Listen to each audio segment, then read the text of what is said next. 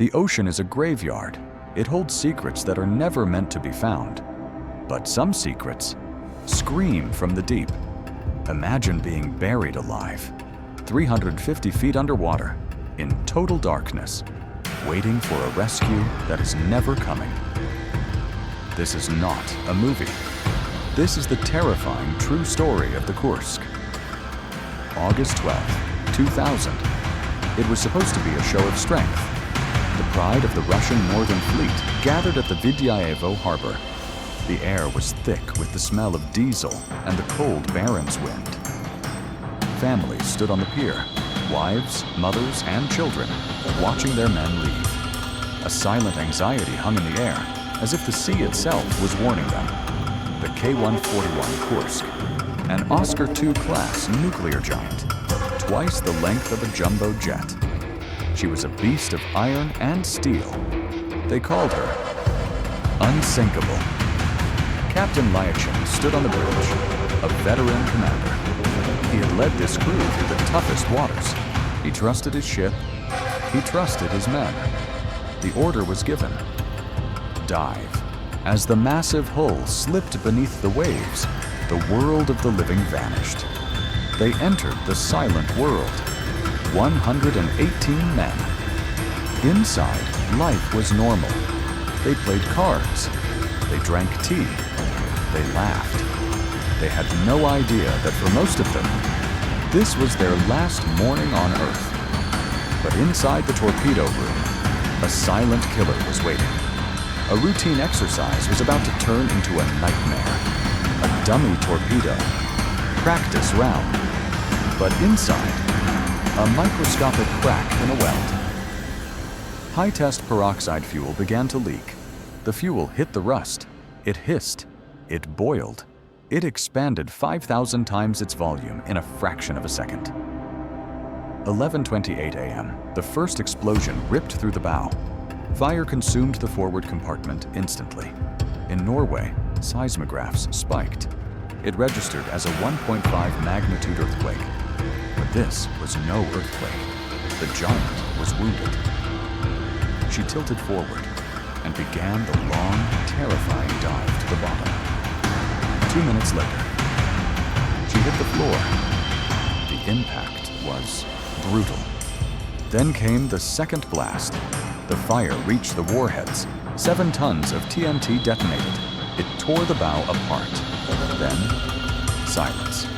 The unsinkable Kursk was dead. But in the stern, inside compartment 9, 23 men were still alive. They woke up in hell. The lights were gone. The air was filling with smoke, and the water was rising. Captain Lieutenant Kolesnikov took charge.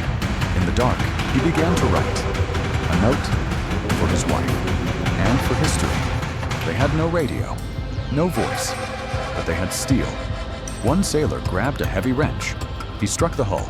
Clang. 1, clang. 2, clang. 3. The universal code, SOS. They did this every 30 minutes. Miles above, the fleet was searching, unaware that their brothers were right below them. Screaming. A sonar operator on the cruiser heard it. He froze. He pressed his headphones tighter. Bang. Bang. Bang. It wasn't the ocean. It was metal on metal. It was a heartbeat. He reported it instantly. "Sir, there are survivors. I hear them." Back on land, rumors spread. The families rushed to the gates. They demanded answers, but they were met with silence. Stone-faced guards, locked gates. The Navy refused to admit the disaster. They delayed. When asked about the banging sounds, the Admiral lied. "Just background noise," he said. "No survivors." The world offered help. Britain, Norway, USA. But Russia refused. Pride was more important than life. Day 2. The air was turning toxic. Carbon dioxide was filling the room. The banging grew weaker. Hypoxia set in. The mind starts to play tricks. They waited for a rescue. That was blocked by their own leaders. The sailors struck the wall one last time. but his strength was gone. 5 days later, the foreigners were finally allowed in. Norwegian divers descended. They cracked the hatch open. They hoped to see faces, but they found only water. It was too late. The compartment was flooded. They were gone. When the news broke, the grief turned to rage.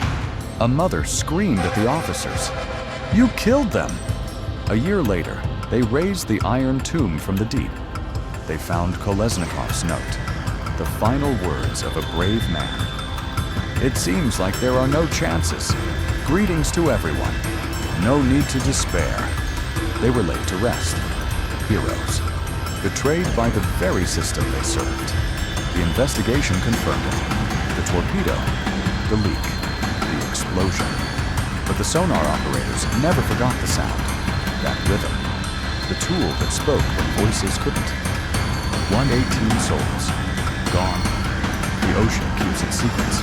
The water closed over them. We may never know the full truth of those final hours, but we know they fought. We have not lost the Kursk. We have found the depth of our despair. The echo of those 3 strikes still haunts the deep.